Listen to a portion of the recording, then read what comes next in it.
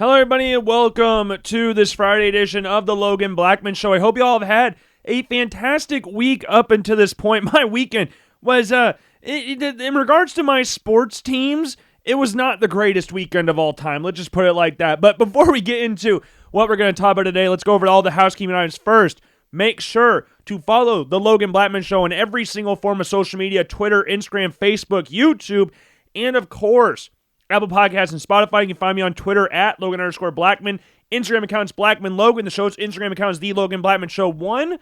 Facebook and YouTube, search Logan Blackman Show. Make sure to like and follow the Facebook page and subscribe to the YouTube channel. We will have our Week 6 quarterback prospect rankings out for you, I believe sometime today, either sometime today or Saturday morning. Either one, they'll be out for you. But you also go to LoganBlackmanShow.com and check out the blog post for our Week 6. You can also go back and check out our other rankings there as well. We did not have a video for Week 4 because I was sick that entire week, but we did manage to get a blog post out. So if you're wondering what our Week 4 rankings look like, I'll just put it like this. They don't look anything like what they do right now. They don't even look like they're the same blog post or from the same creator and all that great stuff. Not even close to similarities, but that's been how crazy this college football season has been up to this point. And I know I said Logan Blackman Show 1 for Instagram. It's just the Logan Blackman Show. Make sure to follow that on Instagram. Also, most importantly, though, make sure to follow Apple Podcasts, Spotify. You can also find the podcast on YouTube as well at TLBS Podcast. I think is what the YouTube channel is called. I can't remember the exact number or name or whatever. But make sure to give a 5-star rating. A rating out of 5 stars, sorry. I won't want to make you give a 5-star rating if you don't want to. If you feel obligated to, then do it. But if you don't want to, that's fine. Give me whatever. But just leave a description down below why you feel the way you do. And also, make sure to check out the Believe in Iowa podcast as well on Apple Podcasts, Spotify. Also find that on YouTube, TikTok, Twitter, Instagram, all that great stuff. So make sure to go and follow all those different great accounts. Now, I could go a couple different directions here for the start of the show, because I'm sure a lot of you out there would expect me to start off with the thing that took place on Sunday night. And that's not exactly where I'm going to start off today. I want to go over something that we kind of started on last week, and it's been building up more and more as this week has progressed, because we had some insane games this past weekend. We had some ridiculous games I don't think a lot of people really saw coming, and we have a couple teams in those games that were expected to be in and around the national championship conversation who have both now dropped completely out of the top 25. And if you don't know what I'm talking about, I'm of course talking about Texas and Penn State. Both teams suffered losses on the road, granted, but against two teams that are not very good. Just the long and short of it, they're just not very good. Texas lost to Florida, who was 1-3 going into this game, who had lost to South Florida at home. Yes, they had a couple tough games against LSU and Miami, where DJ Lagway against LSU threw 5 interceptions. Really hard to win that game. I'm not sitting here going like LSU's offense was anything spectacular. The game was only 20-10, but when you throw 5 picks in a game, it makes it a little bit hard to come back. Florida's only win on the season was against Long Island up until that point. So there weren't a lot of high hopes going into this game for Florida. I don't remember what the line was, but Texas was obviously the favorite, especially coming in as the 9th-ranked team in the nation. All that great stuff, and Florida came away with a 29-21 win. But the most shocking result that I've seen in a little bit, and not necessarily because, I know it sounds crazy, but like, I know it's conference play, but if you would have told me, and I've talked about this 1,000 times prior to this show, and in blog posts previously throughout the season, that I don't think Penn State's very good.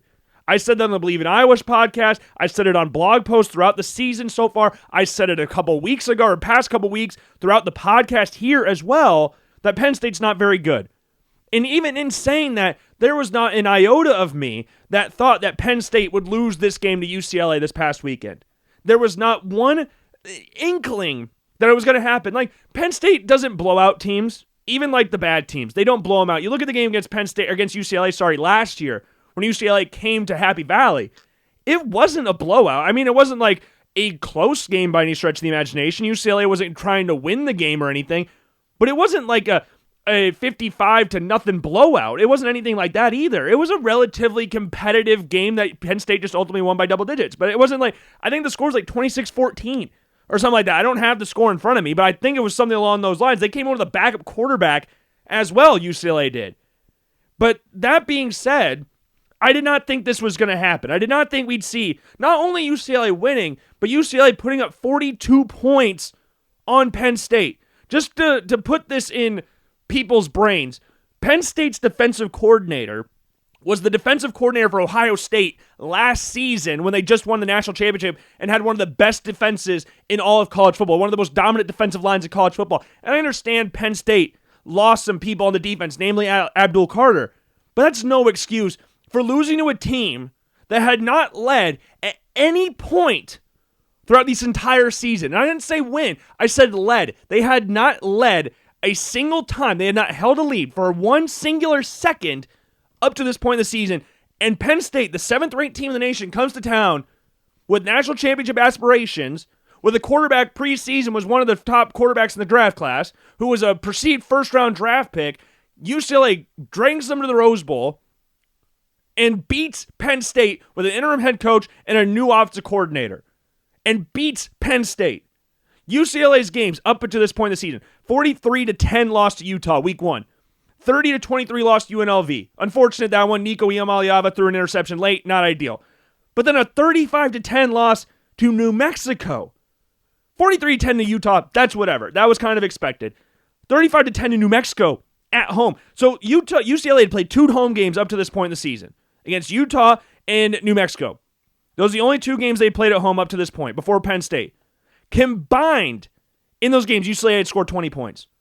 Combined, UCLA had given up, 78 points. They had been outscored 78-20 at home. 70-20. And I don't want to be too negative on Utah and New Mexico. They're not world beaters. They're not. Penn State, again, is a team that people are looking at as a national championship contender. They just took Oregon to double overtime. Yes, they lost, but Oregon's now the 3rd-ranked team in the nation. They just dropped a spot because Miami, beat Florida State on the road pretty convincingly. I know it only ended up being a 6-point game, but Miami was in control 100% of that game. It was 28-7 at one point. It was not. Florida State came back late. It wasn't a close game. But regardless, they took Oregon to overtime. Oregon took them to overtime. Whatever way you want to look at it, Penn State was not supposed to lose this game. 78-20 aggregate score at home this season for UCLA. At home, they scored 42 on Penn State. They doubled their their 2 games combined. They doubled that total and put it on at Penn State's head top and won the game. Again, they had not led for one singular second up to this point in the season, and they put 42 on Penn State. It was 27-7 at halftime. 27-7 at half. They've scored more points at halftime than they had in any other game in home game this season combined. They beat themselves. They played 8 quarters of football at home, scored 20 points in total. They played 2 quarters of football against Penn State and had 27. Ended up scoring 42. Nico Iamaleava played great. He played fantastic. 17-24, 166, 2 touchdowns. Also had 128 yards on the ground, 3 touchdowns there as well. He's just on a bad team. No one's ever doubted, and I've said this on the show before, Nico Iamaleava has talent. I just don't think he's as great as what some people made him out to be when he was at Tennessee. I mean, you're at a school with Josh Heupel as the head coach in one of the, if not the, most quarterback-friendly offense in all of college football, and you put up 18 touchdowns, and most of those touchdowns come against damn near nobodies, and then you transfer to UCLA of all places. That's not ideal. That's not great, especially when you're looking for a pay rise. We talked about him wanting that pay rise and said this was one of the dumbest things I've ever seen given what he did last year. He's got talent. There's no doubt about it, but he wasn't putting it all together for some reason. It wasn't clicking. I'm not sitting here going like, oh my God, he's figured it all out at UCLA this season. He hasn't played like otherworldly. Again, we talked about the late pick that he had against UNLV on the road. Like late in that game where he threw the pick in the red zone or near the red. I don't remember if it was actually in the red zone or not, but whatever. But this game against Penn State, he looked like the guy that was the 5-star recruit coming out of high school. 2 touchdowns. That's the most touchdowns he's had in a game up to this point in the season. He's never thrown more than 1 touchdown in a game all the way up to this point. He threw 2 against Penn State. He has thrown an interception in 3 of the 5 games he's played. He threw 0 against Penn State. He ran for 128 yards on the ground in this game. He had not run for over 65 up to this point in the year, and he's been really good on the ground for UCLA, but most of it's kind of just running for his life at this point. But he's athletic enough to pick up gains. I mean, he had a 50-plus yard run in this game against Penn State.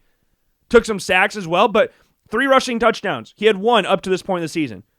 He had his best game of the year against the 7th-ranked team in the nation, a team that was supposed to challenge for a national championship game, and now they're out of it completely. They're completely washed out of the national championship game.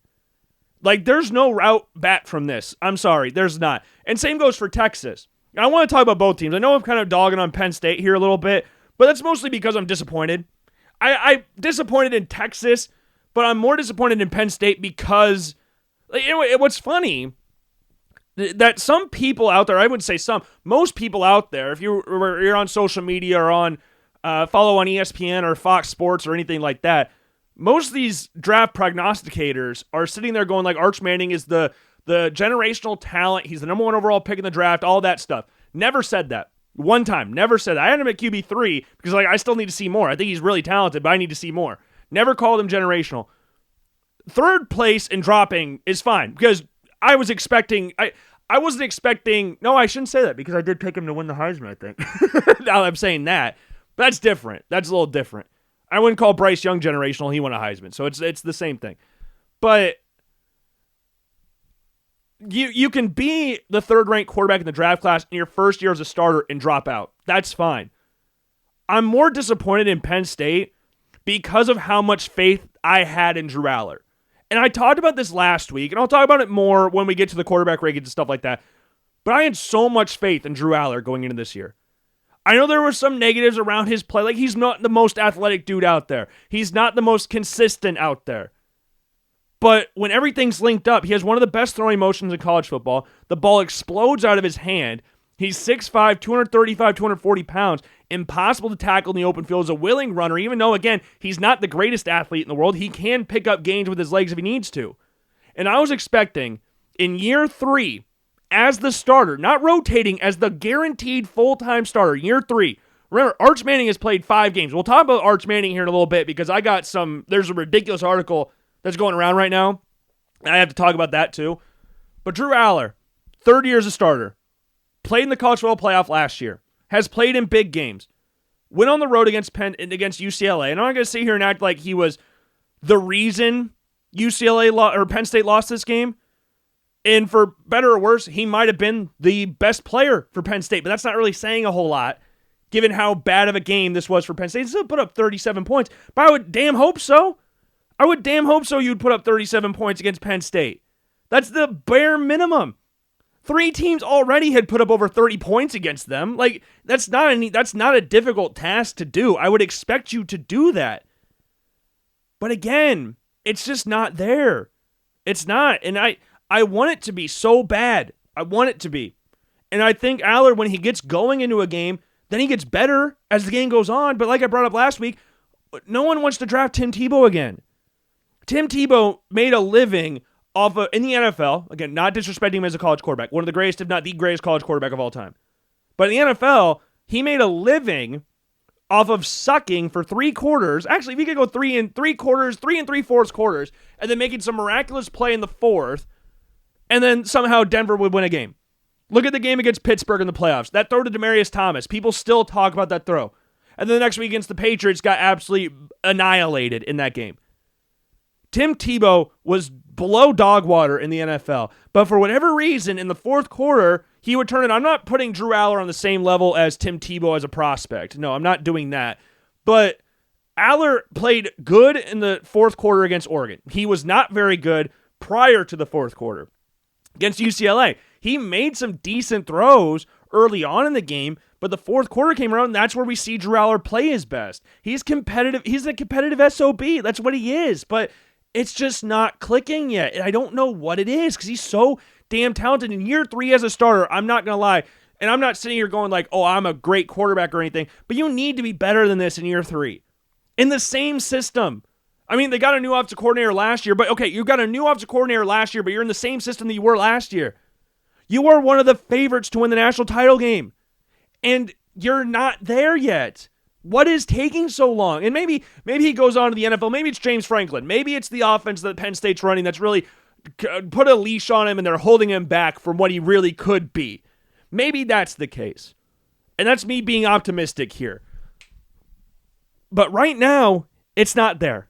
It's not. And that's what's really upsetting, because I was buying stock in Drew Aller. Famously was buying stock in Drew Aller.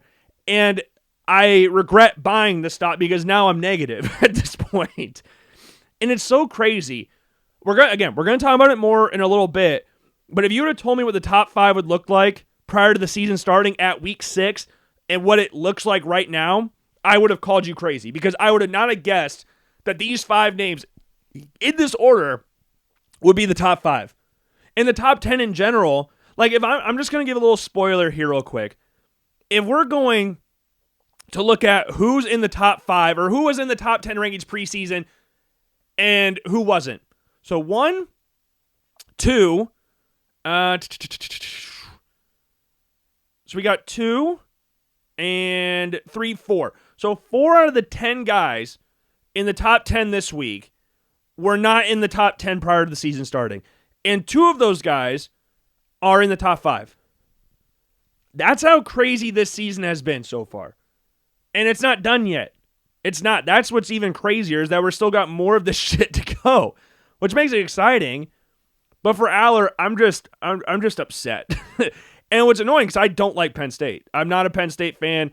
Penn State, I love when Iowa beat Penn State. It was always awesome. And then they go to Happy Valley, get their absolute cheeks clapped by them, except for when Adrian Claiborne blocked the punt. That was awesome. But apart from that, like Penn State, I don't like it. But I like Drew Aller.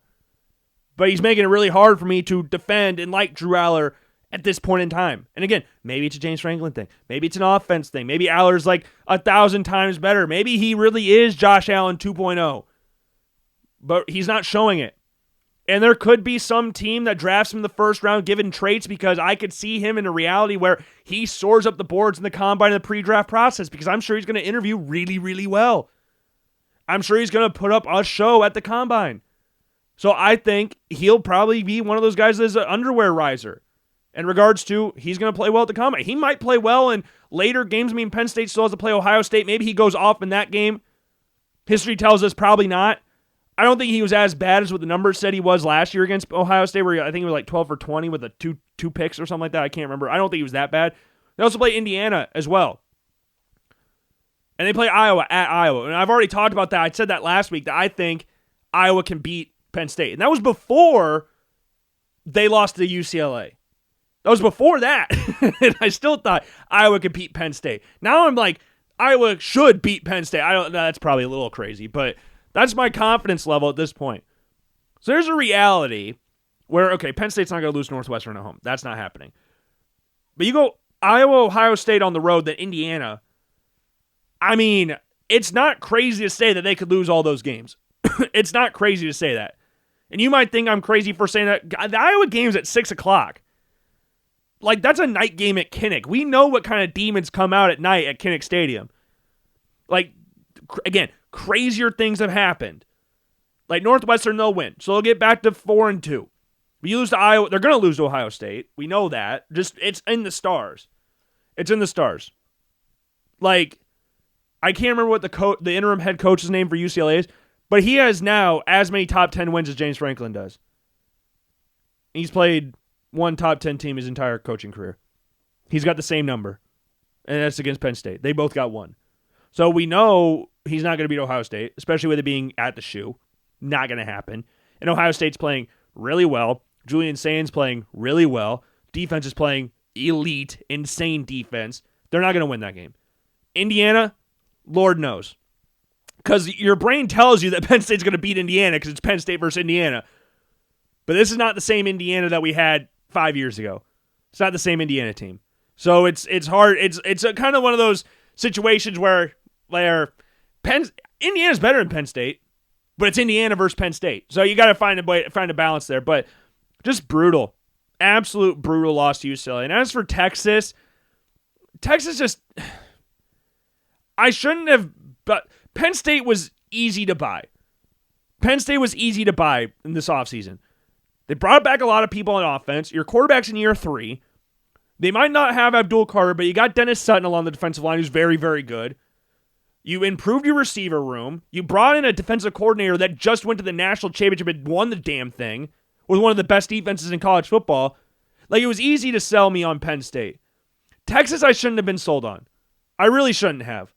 And I'm annoyed with myself that I was sold on Texas so quickly, because my thought process was, when talking about Texas prior to the season starting, was that I thought Arch Manning was better than Quinn Ewers.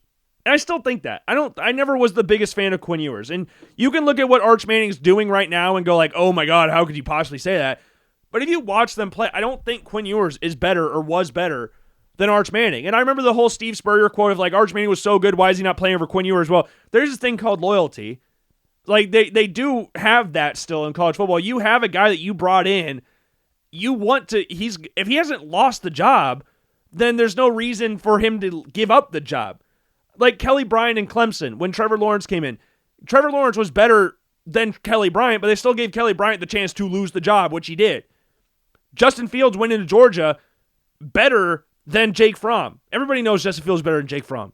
Justin Fields is a 5-star recruit. Jake Fromm, solid, but he just went to a national championship game, lost to Alabama, of course, but still went to a national championship game. So if Justin Fields was so good, why did they not put him in over Jake Fromm? Like, that's stupid. Because they had loyalty to the current starter. It's not a thing of like, Quinn Ewers was so much better than Arch Manning. No, that's not it at all. I think Sark just had loyalty to Quinn Ewers, and they told Quinn Ewers to get out of town. Quinn Ewers was not a pro prospect. Quinn Ewers was not a guy you were going to draft early in the draft. They told him to get out. They said, we got this guy right here that we want to play. You're not good. Go. In respect to Quinn Ewers, he was the quarterback for 2 Texas teams that got to back-to-back playoff semifinals. So respect to Quinn Ewers. But Arch Manning, talent-wise, is way better than Quinn Ewers. And I think what's annoying, and I said this prior to the season starting, and I said it on Cole and Company as well, is that no matter what Arch Manning does, if he is awesome, or if he plays a good game, or makes a great pass, he's the greatest quarterback of all time. If he throws a pick, he's the worst quarterback of all time. And I said that prior to the season starting, but I didn't realize how much of that would be true. I really didn't. Like, I didn't realize the levels to that statement that would actually be reached this season. And what I'm talking about is The Athletic posted an article yesterday, and it read that many people are having a bad year in college football, but Arch Manning is having one of the worst. The quarterback has gone from preseason Heisman Trophy favorite and a projected number 1 NFL draft pick to a man synonymous with failure. What? Is Arch Manning college football's first flop? What kind of ridiculous article is that? That is one of the dumbest things I've seen in regards to a college quarterback in a while. Like, what? Is he the first ever flop in college football? No, obviously not. What do you mean? Like, the one that popped in my head right now, because we were talking about Georgia, was freaking JT Daniels. JT Daniels was Mr. Everything in California. He was the first second true freshman quarterback to start for UCLA. The other one being Matt Barkley, if I'm not mistaken. He was Gatorade Offensive Player of the Year in the country, transferred out of Georgia, and everybody's like, oh, they're going to win a national championship now, and loses his job to Stetson Bennett, transferred to West Virginia before going to Rice? Like, that's not even, I wouldn't even consider JT Daniels like a massive flop, because he lost his job at UCLA because he got hurt, and Keaton Slovis came in and just took it over. But he wasn't good at USC. They went like 5-7 his 1 year as a starter there, and then went down to Georgia, and now all of a sudden they're national championship favorites, and he wasn't very good. But Arch Manning, like, talk about flop. What are we, like, Quinn Ewers, if you want to do that too. Quinn Ewers was the highest rated high school quarterback of all time, or one of them, when he came out of high school, and he ended up being a 7th round draft pick. Like, if you want to do that as well, like, what is the point of that article? Like, Arch Manning has not been a failure. Like, people are talking about, like, he's got a negative touchdown interception ratio. Arch Manning may not be great at this point in time, but again, he started 7 games. Why are you not bitching and moaning about Aller, who's had 3 years as the starter at Penn State? Or Cade Klubnik, who's had a rough year this year. I know Cade Klubnik was great last year, but he hasn't been good at all this year. No one's making articles about him. These guys in their third year as the starter. Both were 5-star recruits there as well. Like, synonymous with failure. College football's first flop. He's, again, started 7 games. 7. And his 2 losses are to the number 1 ranked team in the nation, Ohio State, in the shoe, in Florida, who, yes, Florida's not a very good football team, but we're not going to sit here and act like Texas is this great team either. Anymore. We're not going to do that anymore. I think people thought Florida would be better than this before the season started. I think people thought DJ Lagway would be better than this before the season started. DJ Lagway's been objectively worse than Arch Manning, and DJ Lagway is in the same recruiting class as Arch Manning, if I'm not mistaken, because they're both going to be available for selection in next year's draft if they both come out. But no one's writing articles about DJ Lagway. Like, the Manning thing, in regards to the last name, draws so much attention because there's going to be people that are like, oh my God, this is the next Peyton Eli Manning. And there's some people that are like, oh, he's only made it here because of his last name. And the people that are like, oh, he's only here because of his last name are reveling in the fact that he's not been very good up to this point in the year. But quit acting like he's been this turbo-ass quarterback that can't play. Like, if you actually sit back and watch Arch Manning play football, he makes some ridiculous throws. Yes, there's still throws in there that he's not making yet. And there's some throws where you're like, okay, you could tell you're in your 7th start ever in college football. Like, you look at the game against San Jose State where he threw the interception. He shouldn't have thrown the pick. He shouldn't have thrown the ball. But it was a bad throw, and he got picked off. He paid for it. He got picked off twice in this game against Florida. He's, again, in his 7th career game as a starter. And we're expecting him to be Peyton Eli from the freaking jump. Peyton Eli played all 4 years of college. 3 or 4 years of college football. They didn't get into college and instantly be a number 1 overall pick in the draft. I know Arch Manning's a junior or a redshirt sophomore or something or whatever. But come on. Give it some breathing room here. Like, that's ridiculous. What kind of article is that? What are you trying to gain from that? And what I thought is really funny from the article is that it's united college football fans from all creeds. Like, you look at social media, Texas A&M, Oklahoma, what other teams hate Texas? Or Texas, every team that could possibly hate Texas, their fans are defending Arch Manning. So now I'm going to be actively rooting for Arch Manning. I was never rooting on his downfall at all. I wanted Arch Manning to be very good. I thought before the season started that he wasn't going to come out this year. That's why when we did our top 5 quarterback power rankings for each conference for the draft, Arch Manning wasn't included in there. I put him in the first blog post because like, well, let's just see what he is. But it wasn't really a thought process of, oh yeah, he's going to come out this year for sure. Because how many quarterbacks realistically go off of 1 year as a starter in college and go straight to the pros? It's not very much. I'm not saying it never happens, but it's not as grand of a number as you would think it is. Like, it does happen, and it wouldn't have shocked me if Arch Manning did this. And with the preseason stuff, I was like, all the hype, he's playing for Texas, he's going to be on national TV every damn week, and I thought Texas would be better than what they are. They're not. They're just not. Their defense isn't that great. Their offensive line is trash. They had an injury to their starting tackle prior to the season starting. I believe he's out for the year. They lost Kelvin Banks in the draft, who got drafted 9th by the Saints. Like, Anthony Hill's a great linebacker, but Texas got a lot of holes on that team that we kind of overlooked prior to the season starting because they had an upgrade on quarterback. And an upgrade at quarterback it can, at least in my mind, it can cause you to overlook all the other problems that a team has because, oh my God, you think they have a better quarterback now. And again, I'll stand by it. I still think Arch Manning is better than Quinn Ewers. And I don't think Arch Manning should come out this year. And I think it's ridiculous that we have articles out there that are saying, is he his first flop? A name synonymous with failure? So you think the word failure, and the next thing you think is Arch Manning. That is absolutely asinine and ridiculous. That is one of the craziest article names.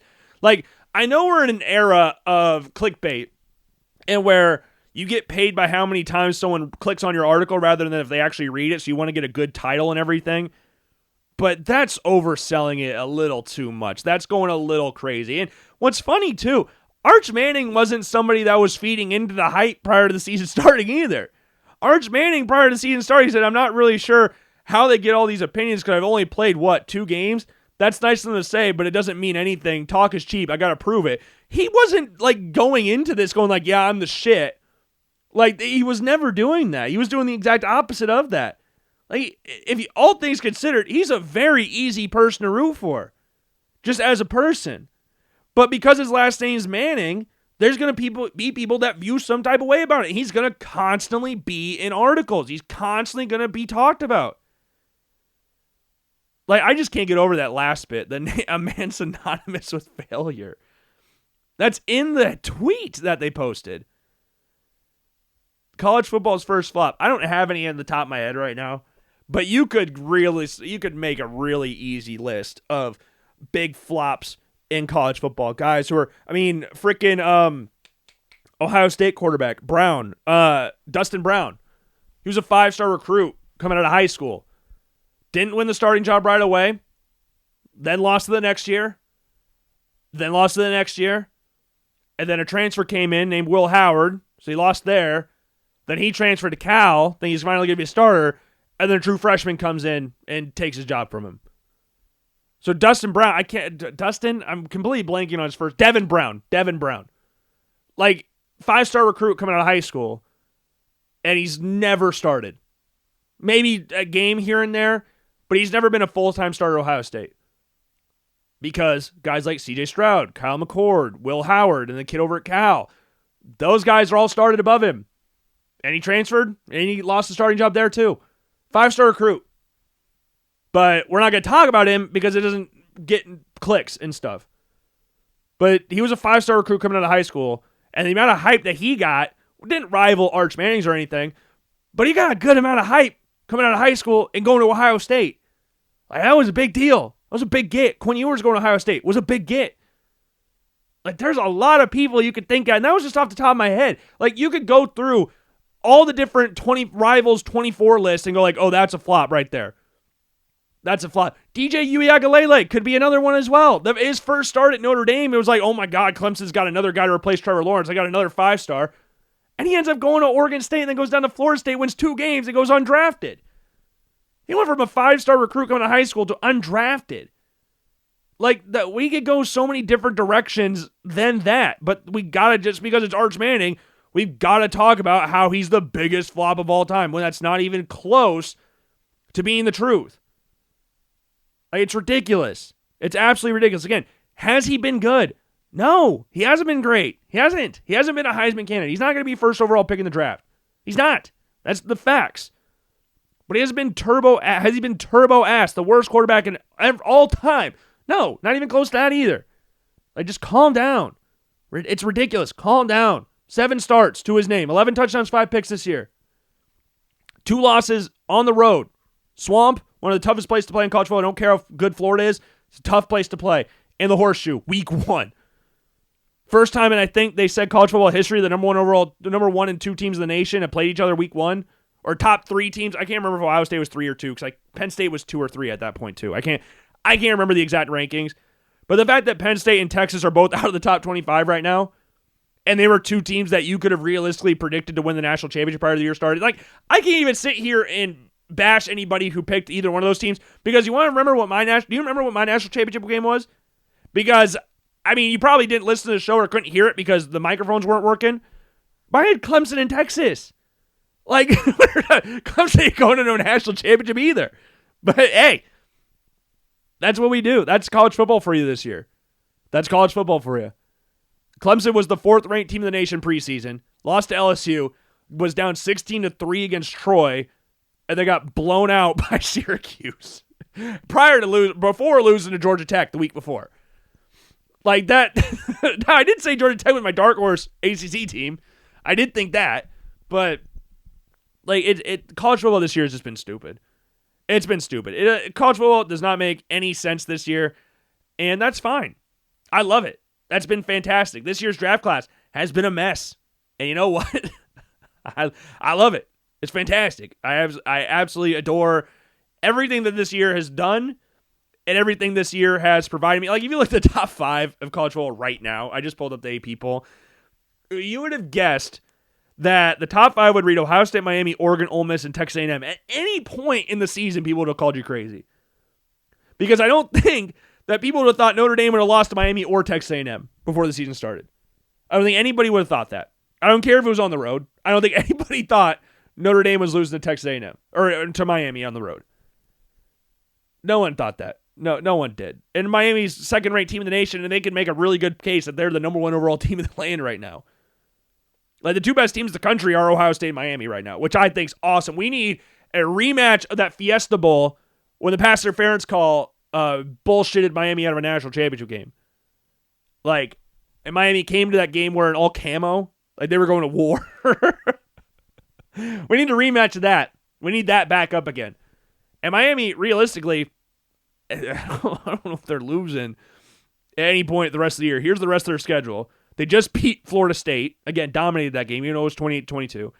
They beat Notre Dame, South Florida, and Florida State. Three teams that are still in the top 25, not just at the top 25 when they beat them. But they play Louisville next week, which is weird because they had Florida bye, Florida State bye, and then Louisville. That's kind of weird. But you got Louisville next week, Stanford, at SMU, Syracuse, NC State, at Virginia Tech, at Pitt. They're not losing any of those games. Like, if I had to say which game they would probably lose, if I had to guess, would probably be... Good Lord, none of those teams really stand a chance against them. But I could see them losing to Virginia Tech if that game's at night. Like, just atmosphere thing. But it's not going to adjust. It's not going to change anything for Miami in regards to college football playoff standing, ACC title standing, like it did last year when they lost to Syracuse, or Georgia Tech and Syracuse. Like, that's not what they're worried about this year. I don't think there's any chance they lose to Virginia Tech at this point, but if I had to pick a game they could lose, it'd be that one. I mean, Pitt's backup quarterback came in, freshman, torched. I can't remember who Pitt played last week, but absolutely came out firing. Eli Holstein got benched. That's not ideal. But, yeah, Miami's pretty damn good. Pretty damn good. And you look at the rest of the top 10, Oklahoma, Indiana, Alabama, Texas Tech, and Georgia. Texas Tech being above Georgia at any point would have seemed crazy. I know Texas Tech had some hype coming into the year, and I know their boosters boosted the hell out of them, but that kind of surprised me at this point. Like, the top 25 is just a complete, like, Missouri's 14th, BYU's 18th with Bear Bachmeier wearing 47 at quarterback. Virginia's 19th, Vanderbilt's 20th, Memphis is 23rd, South Florida is 24th. Like, this top 25 list is crazy. Penn State and Texas are not in the top 25. Cincinnati just beat Iowa State, is not in the top 25, but Iowa State dropped down 8 rankings. They beat the 14th team in the nation, and they're not ranked. I don't understand how that works.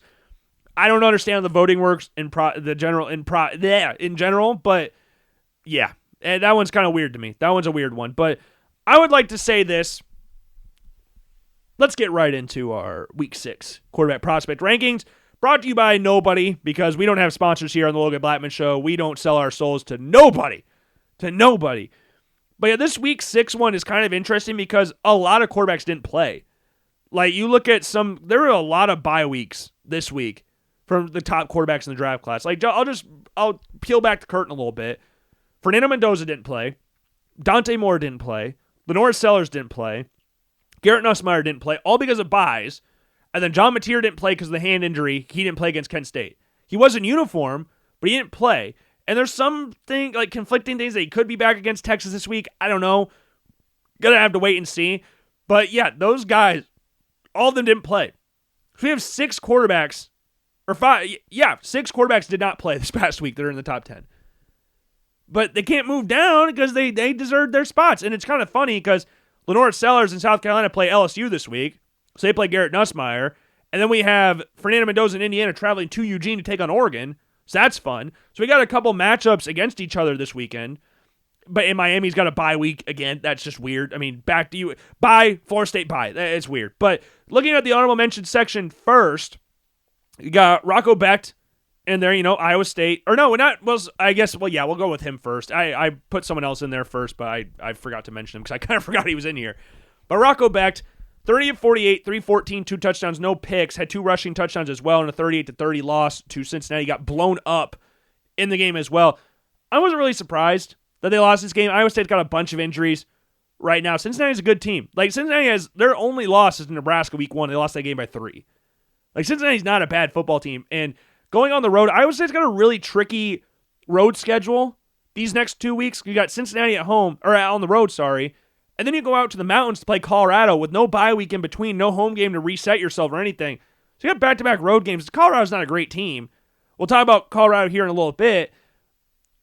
But Iowa State, that could be a trap game. I'm not sitting here going like Iowa State will lose that game, but it could prove tricky for them. It could prove tricky, especially with all the injuries again that they're having and this loss. We can bounce back from a loss and everything like that, but I don't know.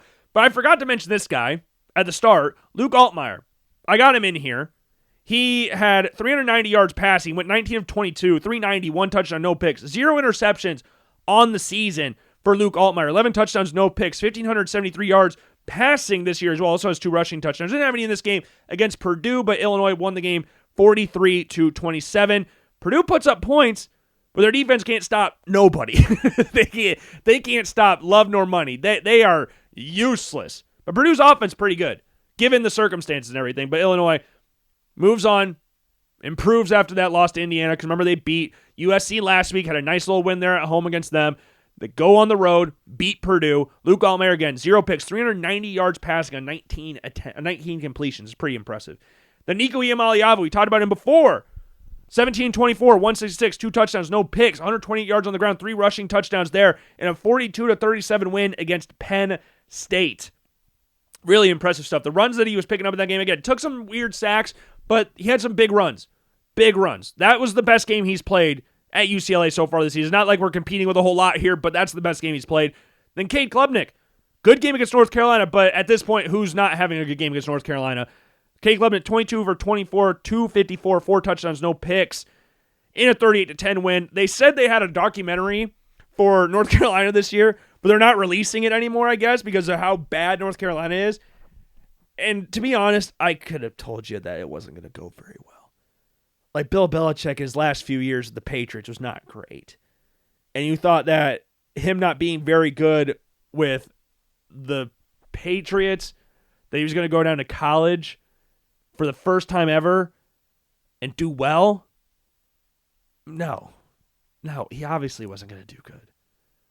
Obviously. Like, it wasn't even a conversation.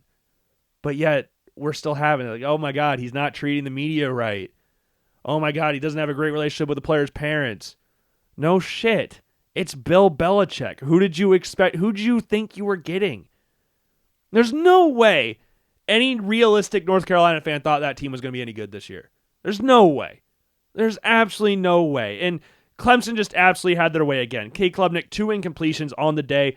Definitely improving his draft stock. Him and Sam Levitt have been trying to slowly build themselves back. Sam Levitt, I think, is closer, but he's not in here because he was on a bye week this past week. But the last one on here in the honorable mention section has been in and around the top 10 all season. He's been one of my favorite quarterbacks to watch this year, and he drops out this week because I think 2 quarterbacks played a little better than him. That's Sawyer Robertson from Baylor. 25 for 39, 345, 2 touchdowns, 1 interception in a 35-34 comeback win against Kansas State. And it was kind of, I don't know, the main thing that I will say about Sawyer Robertson, and I kind of alluded to this last week, is that when everything is clicking for Sawyer Robertson, I think, honestly, he's one of the best quarterbacks in college football. When everything is clicking for him. He has a lot of zip behind his throws. A lot of zip. He can make plays on the run. He can fit the ball in any window. He has excellent placement along the sidelines as well. Like, you look at some of the throws he's made to Josh Cameron, Michael Trigg, who's been playing really, really well from the tight end position. Like, he's made a lot of really good throws for Baylor this year. But his throwing motion's a little long. It explodes when he gets at the bottom part of it, but it's a little long. His footwork's not great. And though he's a good athlete, he does not really want to run the ball. We saw him pick up a couple gains with his legs against Oklahoma State, but a big thing that a lot of people were complaining about in this game against Kansas State is that he was not willing to run. That's one of the big things that they were concerned about in this game. Because again, I think he makes some of the most ridiculous throws in college football in regards to placement. Like, there are some throws that he makes that not a lot of other quarterbacks in college football can make. And I have no doubt in my mind that he'll be back in the top 10 at some point And there's a game in a couple weeks against TCU that will prove very vital for his draft stock because they play on the 18th. It's at TCU. It's a big rivalry game. Big rivalry game. Him and Josh Hoover going up against each other. And Josh Hoover's actually who we got in at number 10. And the reason I put Josh Hoover in at number 10 rather than Sawyer Robertson is not just because he had 4 passing touchdowns in this game. And he also had a rushing touchdown as well. Nice little quarterback sneak early on in the game for TCU. But he's not afraid to make plays with his legs. I think that's important. Like, Sawyer Robertson is a good athlete. He's a former baseball player. We know he can do all the arm angles and stuff like that. And he can make plays with his legs. He's got good size. Like, if you're trying to build a quarterback, you're building someone like Sawyer Robertson. But his unwillingness to kind of run recently has kind of frustrated me. And you look at Josh Hoover in this game against Colorado, 275, 4 touchdowns, also had 20 yards on the ground. And Josh Hoover, I'm not sitting here going like Josh Hoover's rushing for 1,000 yards every freaking game. But if you need to make plays off script, I'm trusting Josh Hoover at this point in time. And the throw that he had to Eric McAllister in the second quarter, right before halftime, the 23-yard touchdown, near hash to far sideline in the end zone. Like, again, I've said this 1,000 times before, but that is an insane throw. That is like that. Throwing from the near hash or far hash to the near sideline or far sideline, it's really hard. It's a long throw. So to put it pinpoint accurately is ridiculous. It's absolutely ridiculous. And Josh Hoover, I dropped him out of the rankings last week, or 2 weeks ago, because they lost to Arizona State, got outplayed by Sam Leavitt in that game, which is not a bad thing. Sam Leavitt's not a bad quarterback at all. But throwing 2 interceptions, no touchdowns in a loss, not necessarily the most ideal situation to be in. So to come back with 4 touchdowns, and I thought in this game, he looked better in this game than he did against SMU, where he threw 5 touchdowns. The game against SMU was an interesting one because him and Eric McAllister combined for I think they had 230 yards. I think Eric McAllister had 230 yards receiving in that game. Like it was like watching, not to the same drastic extent, but it kind of reminded me of Ole Miss versus Arkansas last year. That's what it kind of reminded me of. With Watkins at wide receiver, like that's what it kind of, Jackson Dart threw for 515 yards and 6 touchdowns in that game against Arkansas.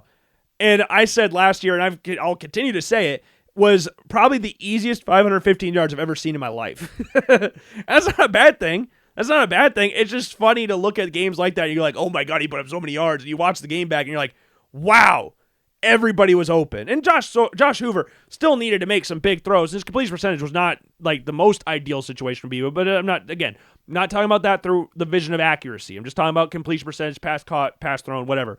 That's all I'm saying there. But this game, he just looked, he was playing with a lot of confidence, and I give him a lot of credit for that. Coming back from a game again, 2 interceptions, no touchdown, to go 4 touchdowns, 5 in total in a game against Colorado. Colorado took BYU to the brink last week, threw an interception late in the game, lost 24-21 or something like that. Like, Colorado's not a bad team.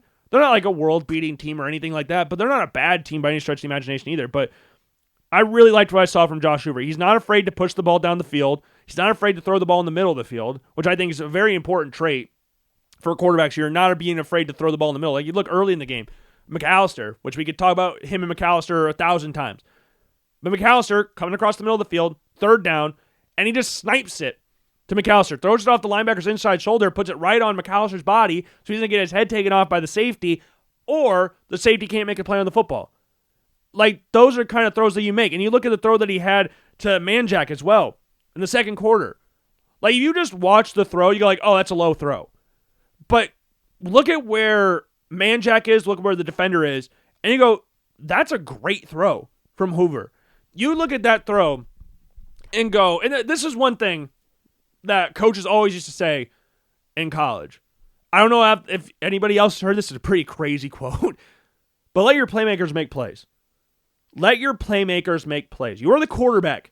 Your job is to just distribute the ball to the playmakers. Because as much as we wouldn't want to say it, more often than not, barring Lamar Jackson and Jane Daniels, you're not the most athletic dude on the football field. So get the ball to the more athletic people. And Josh Hoover trusts his receivers. And I give him a lot of credit for that. He throws the ball low. Defender comes over top. Like, if he throws it high, he's getting picked off. Like, I'm very confident the ball gets picked off if it's a normal height of a throw. But he drives it low, and Manjack goes down to get it, not only catching the ball, but avoiding a big hit in the process as well. And that's what I love to see. It's not like a throw you would make like a giant highlight tape about or anything, but that's a great throw. Throwing it low, making him go make a play, avoiding the defender, while also having the ball avoid the defender. That's also very important. But Josh Hoover comes in at number 10. Number 9, Darian Mensah. I should have probably had him in the top 10 sooner. I love Darian Mensah. I loved him at Tulane in his first year as a starter. I mean, it was kind of funny. What was the dude that came in from Oregon? Thompson, I think was his last name. I'm blanking a little bit, but the dude that transferred from Oregon did the whole picture of the was it conference championship game against Washington where he's standing outside doing the Stephon Diggs picture where he's standing outside looking at their celebrations, stuff like that, and then nodded and left. And then he ended up just leaving in general because Dylan Gabriel came to town. He ended up going to Tulane. And he was coming in as the presumed starting quarterback because, hey, there were a lot of people saying he was going to Iowa. And because I think his mom had a connection to the university or something like that. Regardless, he went down to Tulane, by all accounts, expecting to be a starter. It was him and another guy. I can't remember what the other guy's name was. But then Darian Mensah comes out of nowhere, balls out at Tulane, and then couples that into getting a nice little payday in the transfer portal. And I was kind of surprised, though, that being said, that he transferred to Duke. I was kind of surprised about that. Not because I think Duke's this horrific program or anything like that. They've definitely been on the up in recent years. But if you look at Duke last year, like Duke program in general in the last 10 or so years, 5-10 years, is not bad. But if you look at it where it was last year and see that Duke ranked in the bottom 3 in total offense in the ACC last year. The only 2 teams they were above were Stanford and Florida State, who had combined 5 wins. And that was the only 2 teams worse than Duke in regards to total offense. They had a very, very, very vanilla offense. And Malik Murphy transferring in, it was like, okay, he's fine. He's not Riley Leonard, but he's a solid enough quarterback. But they just couldn't get anything going on offense. You look what's happened at Oregon State as well. They're just not getting anything going. And Darian Mensah came in, and it was like, okay, well, Duke's offense is going to get a boost here. And that's exactly what happened. They went from the 3rd worst offense in the ACC. Now they have the 3rd best. They have I think the 3rd best passing attack in the conference as well. They were a bottom half team, if my memory serves me right, in passing attack last year. Like, Darian Mensah just boosted the entire offense, and he's making some ridiculous throws. And I think the thing that was keeping me from putting him in the top 10 sooner, because he could have realistically been in 2-3 weeks ago, was that I'm pretty confident, I could be wrong about this, that he goes back to college next year. That's what my gut tells me at this point in time. But he's making some ridiculous throws. In this game against Cal, 22 for 30, 265, 2 touchdowns, no picks. Didn't have any rushing touchdowns, so he had 3 less total touchdowns than Josh Hoover did. But as I've said 1,000 times before, I don't care what your stats look like. I want to see what throws you make. And Darian Mensah made some crazy throws. He's made crazy throws throughout the course of the season. But this game was like, okay. So for those of you who don't know, this is why I would recommend you going to the blog post or watching the YouTube videos. I put their highlights in the blog post and the YouTube videos. I'm talking to the podcast listeners right now. I put their highlights in there. And usually there's about 4 or 5, on a good day, there's about 4 or 5 clips in there. Darian Mensah, on his, I have 8 clips from him. I have 8 throws in here from him. And I think what was most impressive in this game was his touch and his placement. Like, he didn't have a lot of throws that you would look at and go like, oh my God, he just absolutely uncorked one here. He had 1 or 2. But most of the time, you just saw the touch and the placement of the ball. Like, I think there were 4 throws in this game, I'm trying to remember off the top of my head, where he tossed it over the linebacker who had an outstretched arm. It was the same linebacker every single time. Outstretched arm, ball goes over him, drops right into the path of the receiver. Had one to Taylor, the tight end, had a couple to another receiver as well, where he just floats it right over, but it's one of those throws where you have to get enough on it to get over the defender, but you have to put it on the line enough as well so the receiver can only make a play on it because you don't want to float it in there because then you'll get picked off or it'll get broken up or whatever. So he's just layering it in there. And they're beautiful throws. He's making throws on the move as well. Like, he had a throw to, I'm just going to struggle pronouncing this guy's last name, Bartkate. He had one throw later in the game. It was a 10-yard throw. So it's like, it wound up being a touchdown. But you look at it from face value, you go like, it was a 10-yard touchdown. Backpedaling off his back foot, puts it in a spot where Bartkey could go up and make a play on the ball. Defender all over him, suction cup to him. And he puts it in a spot where only Bartkey can make a play on it. Like that, those are what you want. We talk about having your playmakers make plays. Sometimes you just got to throw it up there and say, hey, go get it. And that's what he did right on this play. And the spot where he put it is a spot where only his receiver can make a play on the ball. And that's what you want to see from your quarterback. That's what you want to see. And then there was one throw that he had to Brown, where Brown's in between 4 Cal defenders in a window, 4 Cal defenders. And Mensah puts it right on his body. Allows him to avoid the big hit and gets him down to, I think, the 3-yard line or something like that. 26-yard pass. Like, Mensah was putting on a clinic in regards to placement and touch. Again, there was not a lot of like, oh my God, he would throw that thing through a brick wall. Oh my God, he absolutely uncorked one there. There wasn't a lot of that. But for throws like this, and we've seen that throughout the course of the season. It's not like he can't do that. But in this game, it was just a lot of touch and placement, and I think those were just excellent throws. Excellent throws. And there could be a reality where he keeps going up higher, because I think there's some throws that he can make that are just really damn impressive. And this game just showed why of that as well. And again, 22 of 30. And they came back in this game. They were down 21-7. They won this game 45-21. Like, the defense stepped up. The offense played great. Offense had a little bit of a lull period in the third quarter. I think they went 3 straight drives going 3 and out. Like, that's not ideal. But Cal didn't score. You scored 38 points unanswered. Big testament to Mensah, the offense, and the defense. Awesome game for Duke, especially going out to the West Coast to play Cal, which is weird to say that's a conference game, but it's awesome. And you got a bye week this week. Then you get to host Georgia Tech. That'll be a fun one. Georgia Tech beat them last year, but Duke's offense is a lot better than it was last year. But Georgia Tech also, in the same breath, is a lot better than what they were last year as well. And they were a good team last year. They were a good team. But this Georgia Tech team's good. They're very good. At number 8, we have Aller. We've already talked about it. Drew Aller was not the reason Penn State lost this game. But he wasn't great either. Like, he went 19 of 26, 200 yards, 2 touchdowns, no picks, had 70 yards rushing in the game as well. Had a couple, 20 to 30-yard rushes in there. He had one carry where he picked up, how many yards did he pick up on the ground? 27 yards. Got him from the 29-yard line all the way down to the 2, running right up the middle on 3rd and 9. Like, those are the types of plays where you look at and go, okay, well, that's what you're useful for.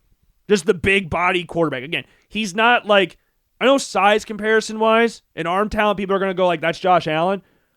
But he's not anywhere near as athletic as Josh Allen. So when he starts running, it's kind of like he's like Sisyphus pushing the rock up the hill. And then once that thing starts moving down, it's really hard to stop. Aller's not that fast, but he's hard to tackle just because he's so damn big. Again, he's 6'5", 235, 240 pounds. He's a big-ass dude who can make plays on the ground if he needs to. But his throw to Ross, 15-yard touchdown pass to Ross, very good throw. Like, again, when everything is synced up, is very good. One of the best quarterbacks in the country. One of the best throwing motions, one of the best arms. Ball zips out of his hand when everything's linked up. But the problem is that doesn't happen consistently. It does not happen consistently enough to where you can warrant him being a first-round pick at this point in time. Like I said before, there's going to be somebody out there, some team out there, that looks at him and goes, traits. Big arm, big body, can move when needs to. Not a great athlete, but can move if he needs to. Footwork, utter mess. But we can fix that. If you look at that and go, I can fix him, then good. I hope that you can.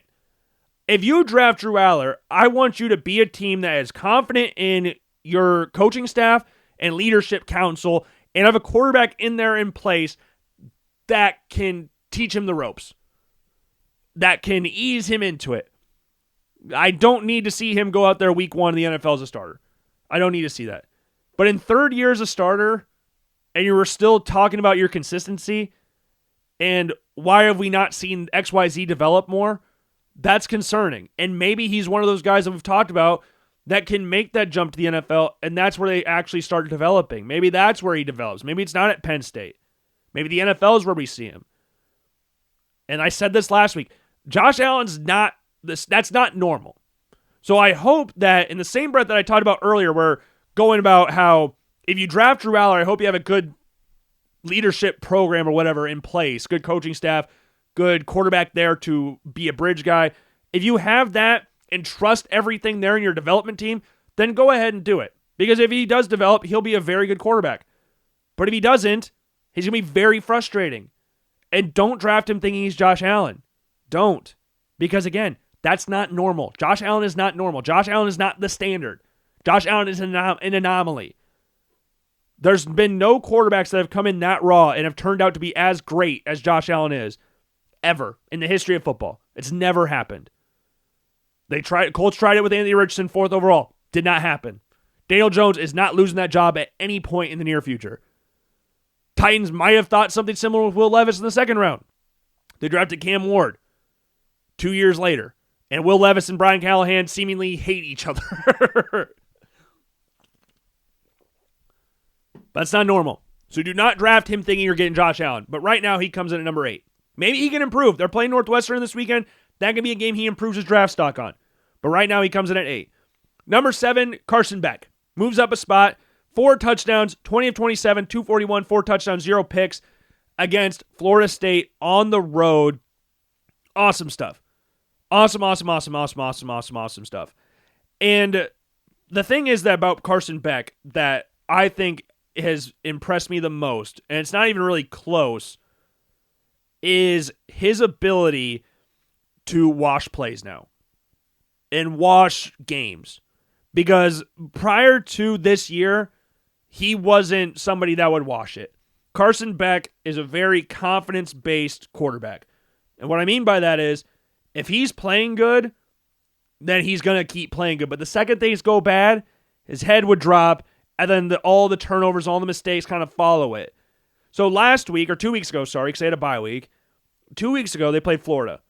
I know it was wet, muddy conditions, stuff like that. And Miami won, so that's the most important thing. But back in that game, 160 yards, 0 touchdowns, 1 pick. 56.7% completion percentage. Not great. Comparatively to what we saw the first 3 weeks against Notre Dame, BCU, and USF, that wasn't a great game by his standard that we've seen from him this year. And at Georgia, if he had a game like that, and we're talking about specifically last year, if he had a game like that, then the next game was going to keep tumbling down, and he was just going to keep getting worse and worse until he got to a game like when they played Massachusetts. And then he went absolutely ballistic in that game. But now, he's going on the road against the then 14th ranked team, the 18th, team in the nation, and dicing them apart. He killed Florida State. I'll say it again. It was 20-22. It was not close until late. Let's not sit here and act like Florida State had a chance to win this game. It was 28-7 at one point, with Beck having all 4 touchdowns. Carson Beck right now, and I said this after the Notre Dame game, he's playing with a smile on his face. He's playing with confidence. He's playing like he actually is enjoying himself. And that's something we couldn't say from him from Georgia last year. And right now, if he plays like this, there's no reason why he can't win the Heisman Trophy. I wouldn't sit here and say I'd crown him the Heisman Trophy winner at this point in time, but there's no reason to suggest why he can't win it. It's not crazy to sit here and go like, oh my God, Carson Beck, you think Carson Beck's going to win the Heisman? That is ridiculous. No, it's not. He is playing like one of the best quarterbacks in college football, and you can make a realistic argument that in college football specifically, maybe not in the draft process, but in college football, that he is the best quarterback in college football. You can make an argument about that. And this game against Florida State, it wasn't like a game where he made a lot of crazy-ass throws or something like that. But the 2 throws that were really impressive, he had a 47-yard pass to Daniels. It's just a shame Daniels couldn't keep his footing, but it might be a little bit too far out in front of Daniels. Didn't end up being a touchdown. And then his touchdown pass to Malachi Toney, who, when we're talking about like best players in the country, might be the best true freshman in the country. You could have said that after week 1, really, if you wanted to. Like, Malachi Toney is awesome. He is awesome. And this 44-yard touchdown pass, flea flicker. And big credit as well to Mark Fletcher for picking up the incoming Florida State defender after pitching the ball back to Beck. Like, helping pick up the blitz, giving Beck enough time to throw a dot to Malachi Toney for a 44-yard touchdown. Perfect throw. Absolutely perfect throw. Carson Beck, again, is playing with confidence. Carson Beck is playing with a smile on his face again. And if he keeps playing like this the rest of the year, like we talked about before, Miami don't have any games realistically that you're going to look at and say they are going to lose. They've already beaten 3 top 25 teams. Not just top 25 teams that were top 25 when they ranked them, and now they're ass. All 3 of these teams are still in the top 25. Florida State's hanging on at 25th, and USF's at 24, but they're all still in the top 25. Notre Dame is going to make the playoff. We know that because they're not going to lose a game the rest of the year. Their 2 losses are to A&M and Miami, both by single digits. They're going to go win 10-2, so they're not going to lose anymore. Florida State, they're going to get better. I know they have 2 losses in their name, both back-to-back to Virginia and Miami. Tough losses, but they'll bounce back. They're too good of a team to do that. And South Florida, they're a good team as well. Like these aren't like teams like you look at LSU and go like, oh my God, they went to Clemson and beat Clemson. Clemson's not very good. It turns out Clemson actually kind of stinks. They got blown out by Syracuse. Were getting beat by double digits against Troy. They lost to Georgia Tech. Yes, they beat the crap out of North Carolina, but that's not what we're talking about here. We're talking about top 25 teams that are still in the top 25 at the time they played them and the time they are in right now. So yeah, I don't think it's crazy to say mid-season at this point in time that Carson Beck couldn't be the Heisman Trophy winner. I don't think that's crazy. But he comes in at number 7. Number 6, John Mateer, didn't play, hand injury, but Oklahoma won 44-0 against Kent State. Everybody knew this is a game he could sit out. It's against Kent State, no problems. Then Garrett Nussmeier comes in at number 5, drops down a spot. Him and Mateer drop down 1 spot, and you can make an argument that Mateer should be higher than Nussmeier, but I guess it's one of those things where you're looking at it and go like, oh, the preseason rankings are kind of playing an effect here, and maybe that's the case. But if John Mateer, I think at some point in time, John Mateer will pass him. But at this point in time, I have Mateer 1 spot below Nussmeier. And number 4, and I'm really starting to like this guy. I'm really starting to like him. That's Ty Simpson. Ty Simpson comes in at number 4. 340 yards, 2 touchdowns, first interception of the season against Vanderbilt. 30-40 win there. Ty Simpson might realistically be my favorite quarterback in college football right now. If I'm talking about just watching what he does. He's so damn fun to watch. And he's not going to break off like massive 50-yard runs or anything, but he's not afraid to pick up gains with his legs when he needs to. He picked up a 3rd down in this game against Vanderbilt where I think they settled for a field goal in the drive, but it was like 3rd and 9 or something like that, picked up 13 yards on the ground. Like that's what you want, or 3rd and 6, sorry, 3rd and 6. But Ty Simpson, man, he's got to be, in regards to throwing the ball, I'm not going to sit here and go like, oh my God, he's fearless in regards to running people over and stuff. But he's fearless in regards to throwing the football. He is not afraid to throw the ball across the middle of the field. What did I just talk about earlier? Throwing the ball across the middle of the field. He's doing it at a ridiculous clip right now to where a point I'm like sitting here like, why is any defender leaving the middle of the field? Because he's going to throw it there. But then again, if you look at the game against Georgia, it doesn't matter if there's a defender standing there in the middle of the field. Ty Simpson's still going to complete the pass. This is what he does. He would have had a monster touchdown to Ryan Williams had Ryan Williams not dropped it against Georgia. And he had a great touchdown pass to Ryan Williams in this game. Rolls out to his right, sidesteps the defender, and then fires into Ryan Williams in the end zone. Ryan Williams also does a great job at getting open once he sees Ty Simpson, rolling out to his right and then evading the pressure. But Ty Simpson, across the middle, the most fearless quarterback in the country, had a beautiful 20-yard pass to Jeremy Bernard, who's an awesome receiver as well. Awesome receiver. Had a great throw down the sideline to, I think, Jeremy Bernard, or was it Isaiah Horton? I'm blanking. I might be getting my throws confused here. Yeah, 35-yard throw to Isaiah Horton. Like, Ty Simpson, realistically, I would not be shocked by the way he's playing and how Alabama is looking right now. He might be a Heisman favorite. He might be. I've seen some betting odds here. It's not crazy to say Ty Simpson either can win the Heisman. It's just not. And the dude is playing ridiculous football. He's playing with excellent timing. He's not afraid to throw the ball down the middle of the field. He hits all the throws on the sideline as well. And this is what we talked about prior to the season starting, and I think we talked about it last week as well, is that he is a quarterback that's running an offense that Kalen DeBoer wants to run. Jalen Milroe is insanely talented, has an insane arm, is a great athlete, built like a freaking running back in regards to just built like a freaking tank. But that's not the offense in a perfect world Kalen DeBoer wants to run. And with Ryan Grubb coming back, they want to throw the football. And Ty Simpson right now is throwing the football, I could say, better than anybody in the country right now, just as pure throwing the football at this point. And at this point, I think he's a first-round draft pick at this point in time. And I could realistically see a chance where he ends up being QB1 by the time this season ends, if he keeps playing like this. They're going on the road against Missouri this weekend. Missouri's the 14th ranked team in the nation. Like, if he puts on a show against Missouri, then what's keeping him from rising up the rankings? Then they play Tennessee, they play South Carolina, LSU, Oklahoma, and Auburn. Yes, they play Eastern Illinois in there, but if Ty Simpson goes through that run and plays as good as what he's been playing post the Florida State game, then there's no reason why he can't win the Heisman Trophy. There's no reason at all why he could not win that award. Again, 14th ranked, this is at the time of recording, so this obviously could change, but 14th ranked Missouri on the road, 12th ranked Tennessee, at South Carolina, who played Alabama close last year, then at home against LSU, ranked 11th, at home against Oklahoma, ranked 6th, and then at Auburn. Let's say he goes through that unscathed. I'm not saying it's going to happen, but let's say that happens. Alabama goes through that run undefeated and finishes the season 11-1. You're telling me that Ty Simpson can't win the Heisman Trophy?